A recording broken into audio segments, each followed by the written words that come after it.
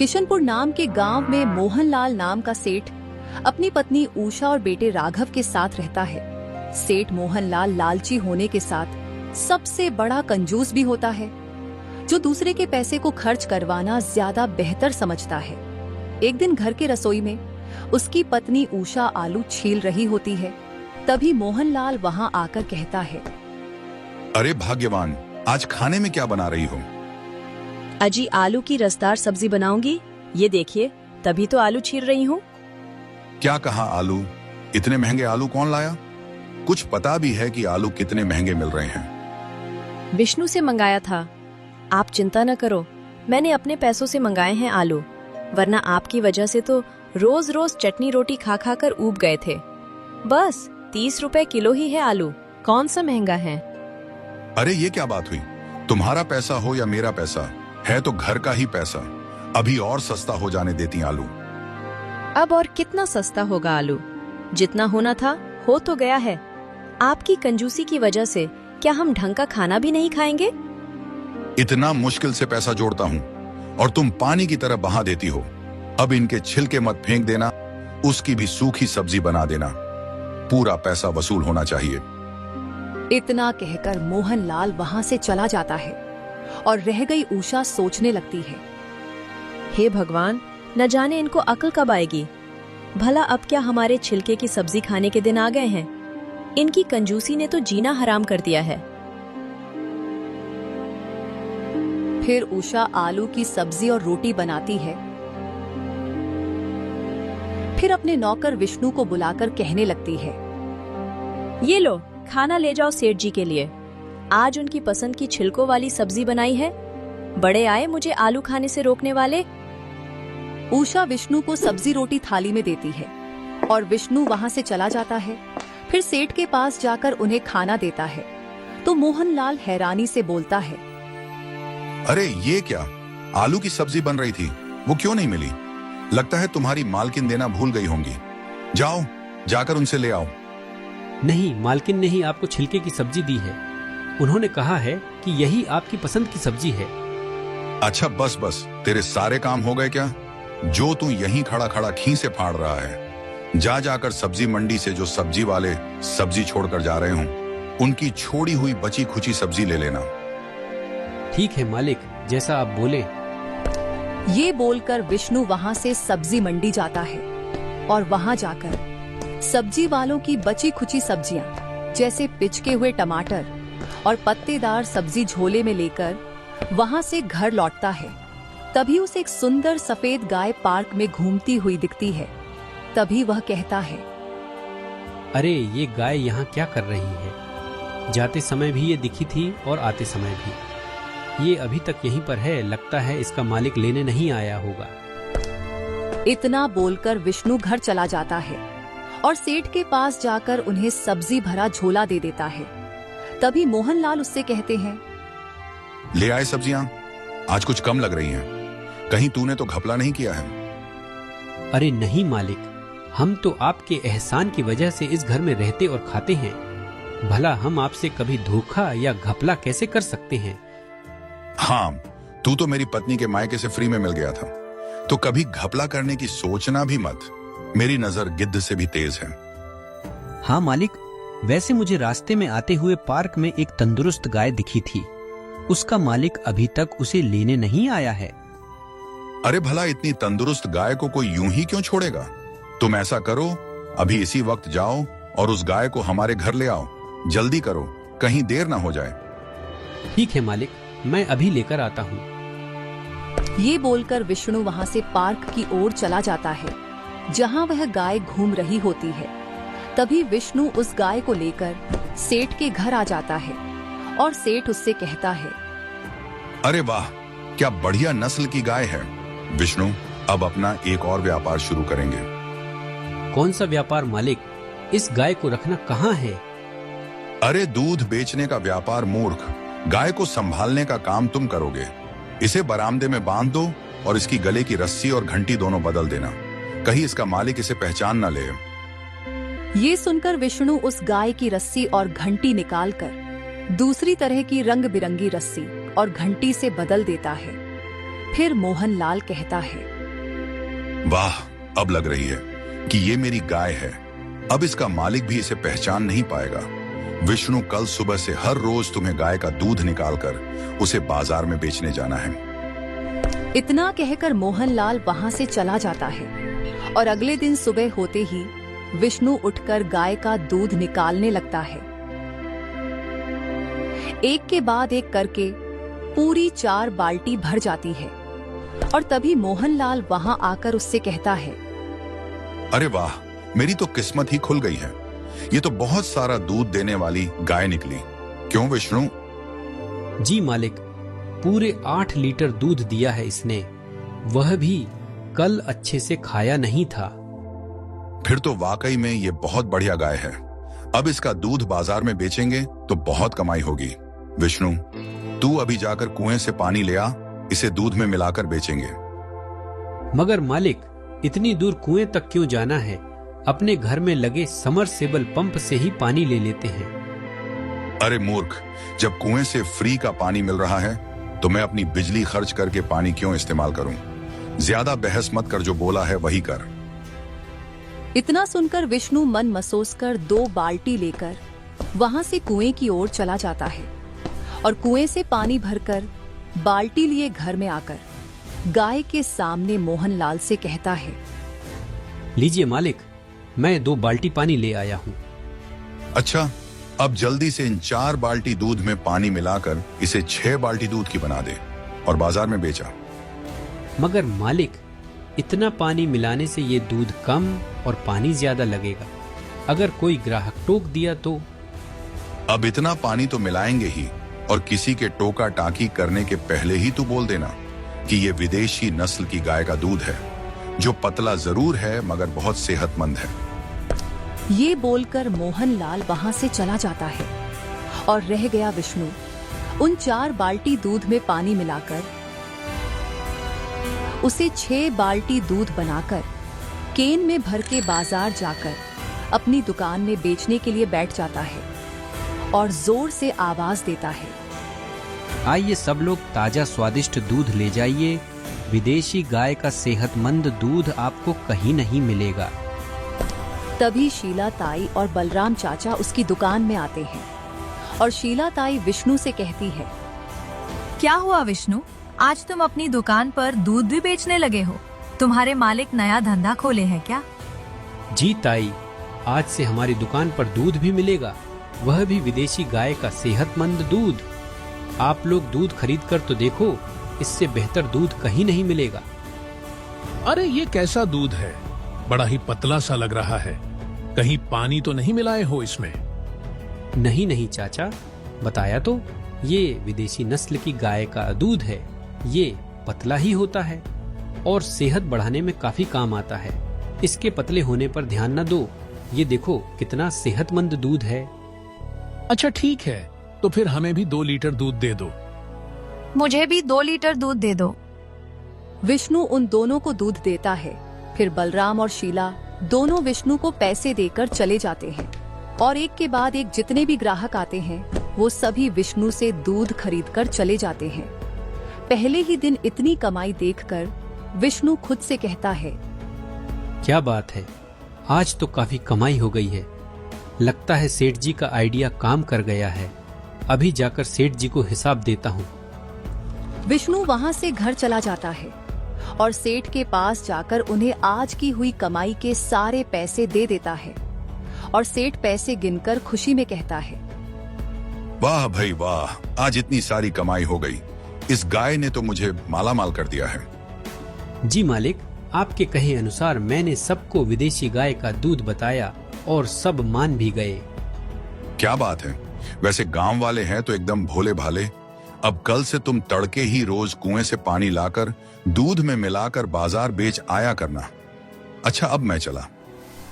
मोहनलाल चला जाता है और अगले दिन विष्णु कुएं पर जाता और वहां से पानी लेकर घर में गाय का दूध दुहता है। फिर दूध में खूब पानी मिलाकर उसे बाजार में बेचने ले जाता है और तभी ग्राहकों की लंबी लाइन लग जाती है। एक दिन सुबह घर में विष्णु दूध में पानी मिला रहा होता है कि तभी मालकिन उषा आकर कहती है, अरे ये क्या कर रहे हो तुम विष्णु? इतने से दूध में इतना सारा पानी क्यों मिला रहे हो? मालकिन, ये आदेश मालिक ने ही दिया है। उन्हीं के कहने पर मैं रोज पानी मिलाकर बेचने जाता हूँ। हद हो गई है। अब तो इस आदमी के लालच की कोई सीमा नहीं है।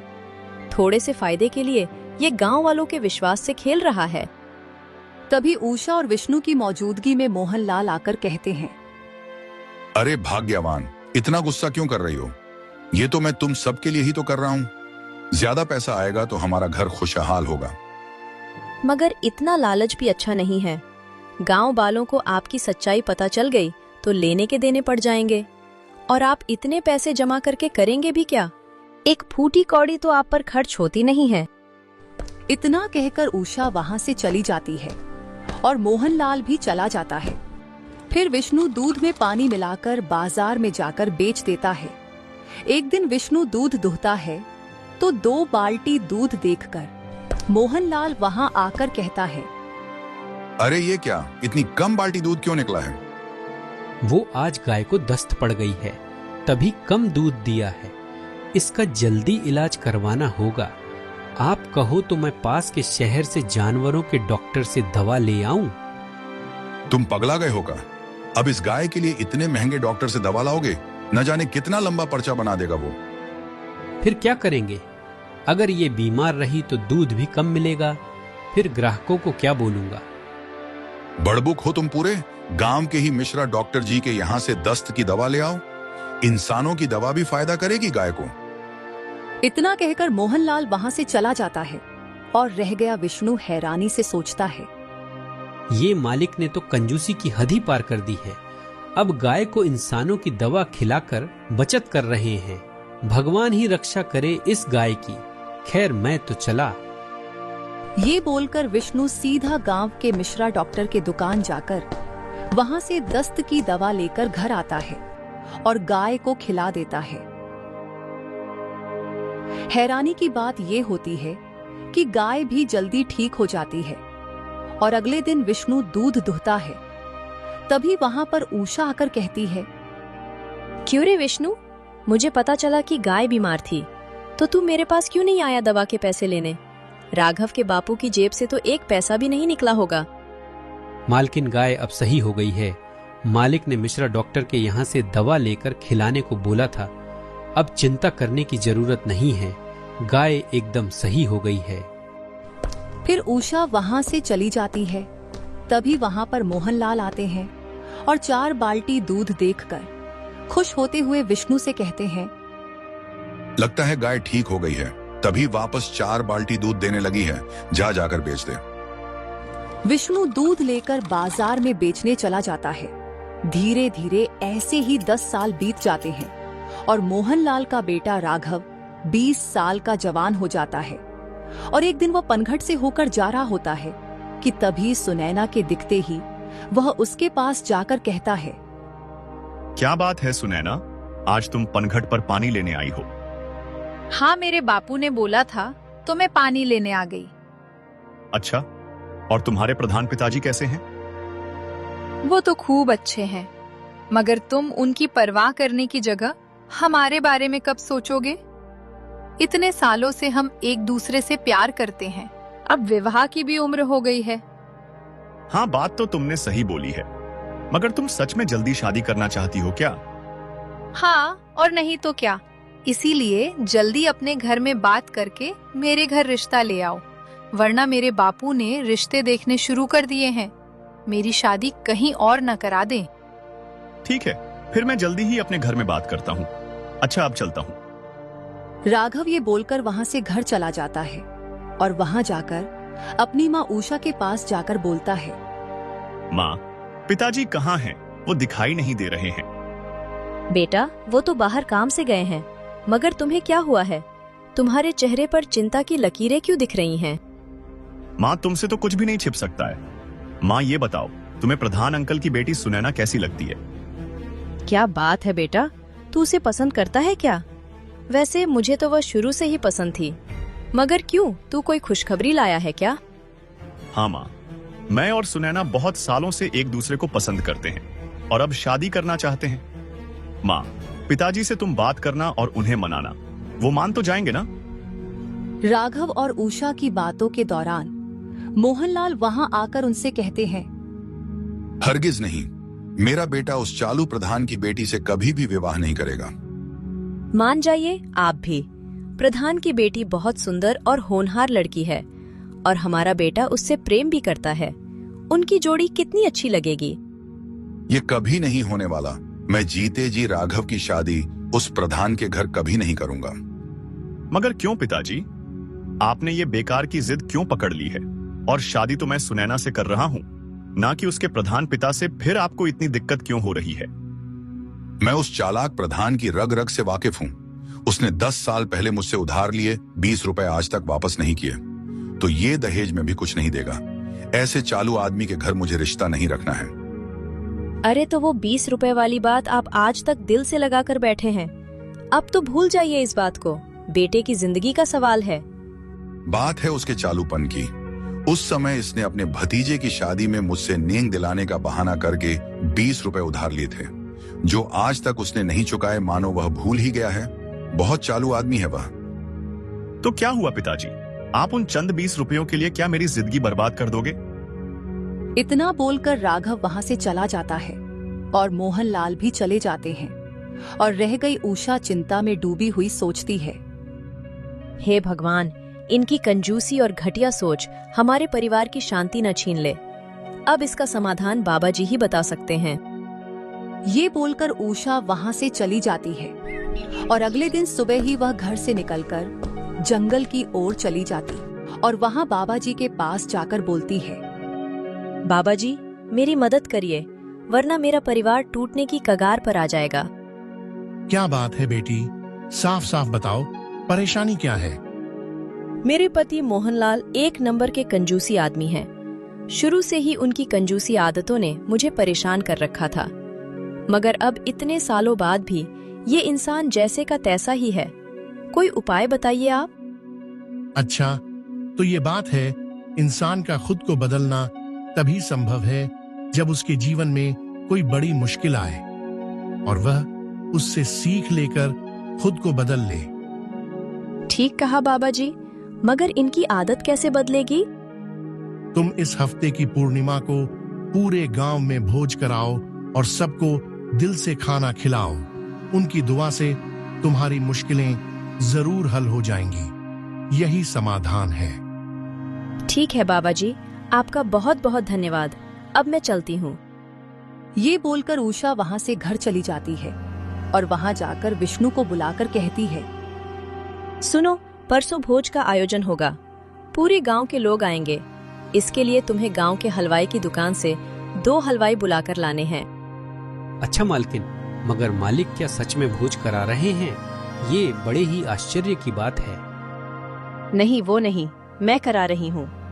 और खबरदार, हलवाइयों के आने के पहले तुमने जो राघव के बापू को बताया, अब जाओ। विष्णु वहां से चला जाता है और अगले दिन 2 हलवाई सेठ मोहनलाल के घर आकर रसोई में तरह तरह के पकवान बनाने लगते हैं। तभी उषा वहां आकर कहती है, देखिए, आप लोगों को बहुत स्वादिष्ट खाना और मिठाइयाँ बनानी है और पैसे की चिंता न करें, आपको कल सारा पैसा मिल जाएगा। ये सुनकर दोनों हलवाई कारीगर हामी भरते हैं और उषा वहां से चली जाती है। तभी बाहर से मोहनलाल घर में आते हैं। तरह तरह के पकवानों की महक उन्हें सुंघाई देती है, तो वह रसोई में जाकर हैरानी से बोलते हैं, अरे भाई, ये सब मेरे घर में क्या हो रहा है? इतने सारे पकवान क्यों बनवाए जा रहे हैं? तभी विष्णु वहां आता है और मोहनलाल उससे पूछने लगता है, क्यों विष्णु, ये इतने सारे पकवान मेरे घर में क्यों बन रहे हैं? आखिर चल क्या रहा है? मालकिन जी कल पूरे गांव के लिए भोज का आयोजन करवा रही है, इसीलिए इतने सारे पकवान मिठाई अभी से बन रही हैं। अच्छा, तो ये बात है, मगर किसी ने मुझे कुछ बताया क्यों नहीं? और तूने भी नहीं बताया मुझे। असल में मालकिन ने आपको बताने से मना किया था, मुझे माफ कर दो। अच्छा, मगर क्यों उन्हें इतना बड़ा भोज करवाने की क्या जरूरत आ पड़ी? इतने सारे लोगों को खिलाने पर पता नहीं कितना पैसा लगेगा।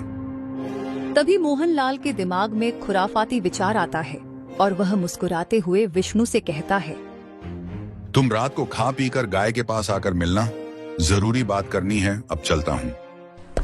ये बोलकर मोहनलाल वहां से चले जाते हैं और रात होते ही विष्णु गाय के पास जाता है, जहां मोहनलाल पहले से ही उसका इंतजार कर रहा होता है।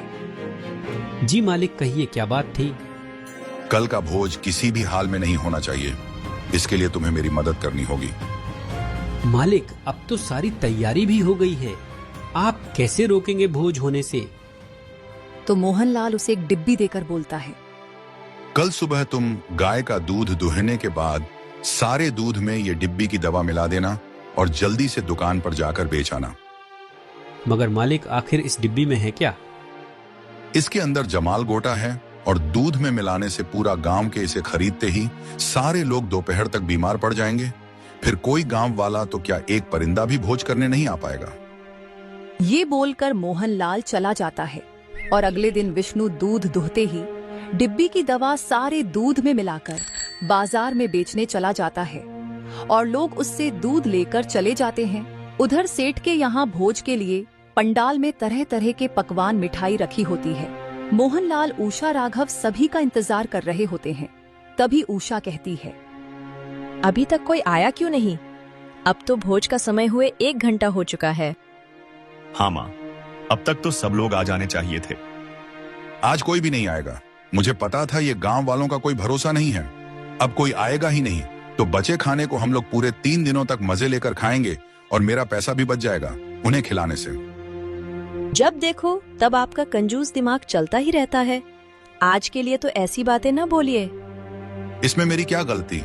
तुमने तो बिना पूछे ही भोज रख दिया। अब देख लो, गांव वाले नहीं आने वाले हैं। सारा खाना हम ही सबको निपटाना पड़ेगा।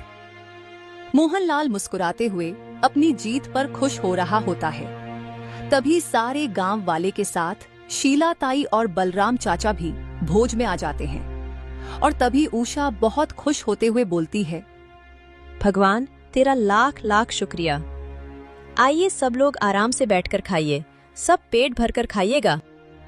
उषा और राघव घर में चले जाते हैं और सभी गांव वाले शीला ताई, बलराम चाचा पंगत में बैठकर खाने लगते हैं। उनको देखकर मोहनलाल बहुत चिढ़ जाता है। तभी शीला ताई विष्णु को बुलाकर कहती है, ओ विष्णु बेटा, सेठ जी खड़े खड़े हमारा मुंह ताक रहे हैं, ऐसे अच्छा थोड़े लगता है। जा जाकर उनके लिए कुछ खाने को लिया। विष्णु घर के अंदर चला जाता है और कुछ देर में आकर कटोरी में खीर लेकर मोहनलाल को देता है और वह गुस्से में वह खीर खाने लगते हैं। फिर सभी गांव वाले वहां से खाकर चले जाते हैं और तभी मोहनलाल विष्णु को डांटता है, क्यों विष्णु, आज ये सारे गांव वाले कैसे मुंह उठाकर चले आए? कहीं तूने मुझसे गद्दारी तो नहीं की है? नहीं मालिक, मैंने आपके कहे अनुसार वो जमाल गोटा दूध में मिलाकर बाजार में बेच आया था। तो पूरा गांव यहाँ भोज में कैसे आ गया? क्या उन पर जमाल गोटा काम नहीं किया? जरूर तूने घोटाला किया होगा।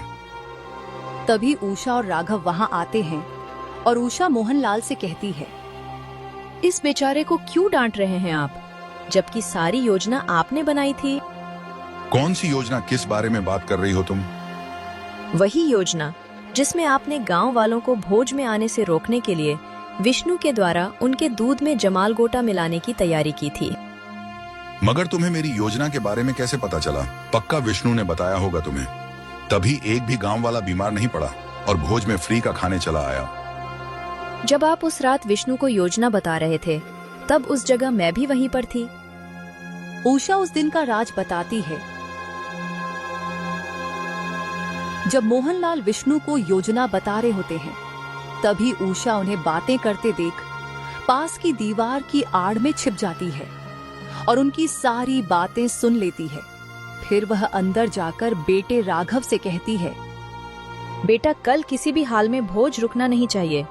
इसके लिए तुम्हें मेरी मदद करनी पड़ेगी। ठीक है माँ, मगर हमारे भोज को होने से कौन रोक रहा है? और कौन? तेरे पिताजी।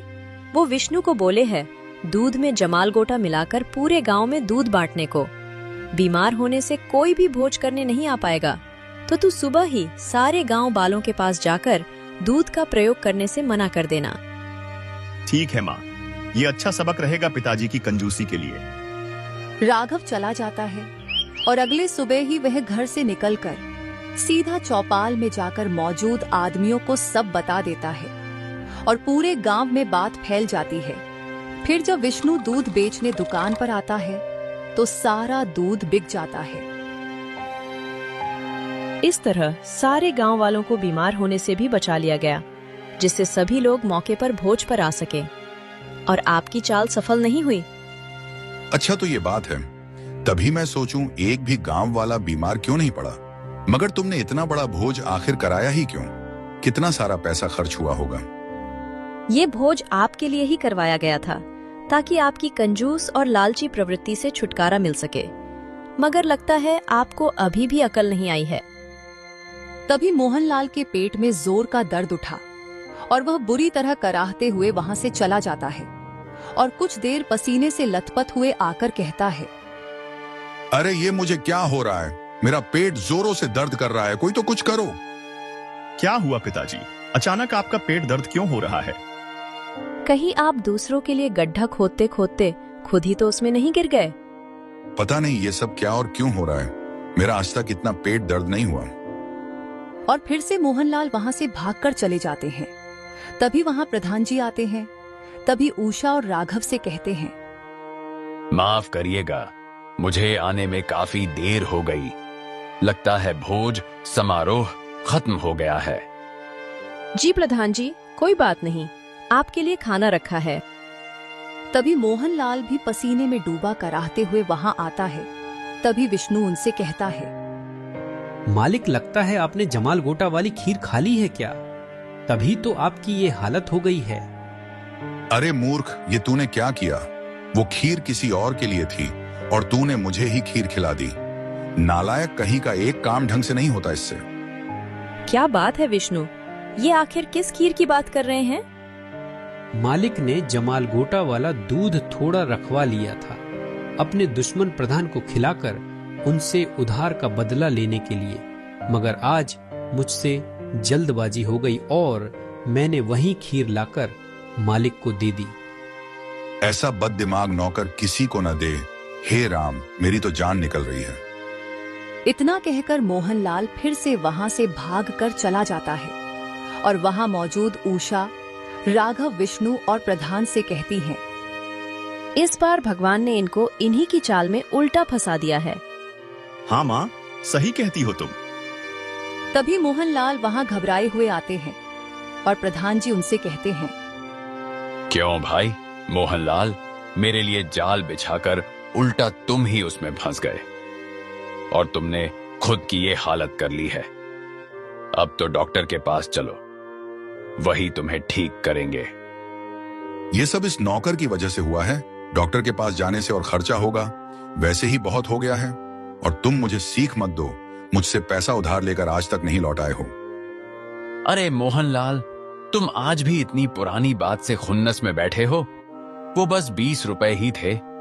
इतना तो लोग नेग में दे ही देते हैं, मगर तुम ठहरे कंजूस आदमी। तभी उस दिन के बाद से तुमने मुझसे बोलना बंद कर दिया था।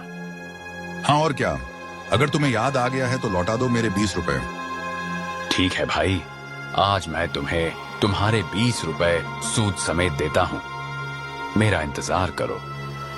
प्रधान ये बोलकर वहां से चला जाता है और कुछ देर बाद डॉक्टर से दवाइयां की बोतल लेकर आता है और मोहनलाल को दवा देकर बोलता है, ये लो दवाइयां। मुझे पता था तुम खुद के इलाज के लिए डॉक्टर के पास भी नहीं जाओगे। अब ये दवाइयां तुम्हारे उस 20 रुपए के उधार से 5 गुना महंगी है, इसलिए अब तुम्हारा वह कर्ज चुकता हो गया है। जल्दी खाओ दवा। मोहनलाल जल्दी से बोतल की दवा पीता है और कुछ देर में ठीक हो जाता, जिससे उसकी आंखों में आंसू आ जाते हैं और वह प्रधान से कहता है, मुझे माफ कर दीजिए, मैंने आपसे इतने साल दुश्मनी रखी और आप एक पल में मेरे लिए दवा ले आए। आप बहुत दयालु हैं। मुझे अपनी कंजूसी और लालचपन ने आज बड़ी सीख दे दी है। भूला हुआ घर आ जाए तो उसे भूला नहीं कहते। तुम्हें अपनी गलती का एहसास हो गया है, यही बहुत है बस। अब राघव और मेरी बेटी सुनैना का रिश्ता पक्का कर दो। अब राघव और सुनैना की शादी धूमधाम से होगी। उषा, बेटे राघव, मैंने इतने सालों से तुम्हें अपनी कंजूसी की वजह से जो दुख और अभाव दिए हैं वो माफी लायक नहीं है। अजी लगता है ये भोज कराने का आशीर्वाद मिल ही गया है और आप सचमुच में बदल गए। यही काफी है। बस वादा करो, आज के बाद कोई कंजूसी नहीं करोगे। हाँ, वादा करता हूँ, अब से सारा पैसा तुम्हारी खुशियों पर खर्च करूंगा और विष्णु को आज तक की तनख्वाह सूद समेत देता हूँ। ये सुनकर वहाँ मौजूद उषा, राघव, विष्णु और प्रधान जी मुस्कुराने लगते हैं और कुछ दिनों बाद राघव और सुनैना का विवाह धूमधाम से हो जाता है और मोहनलाल की कंजूसी की आदत भी छूट जाती है।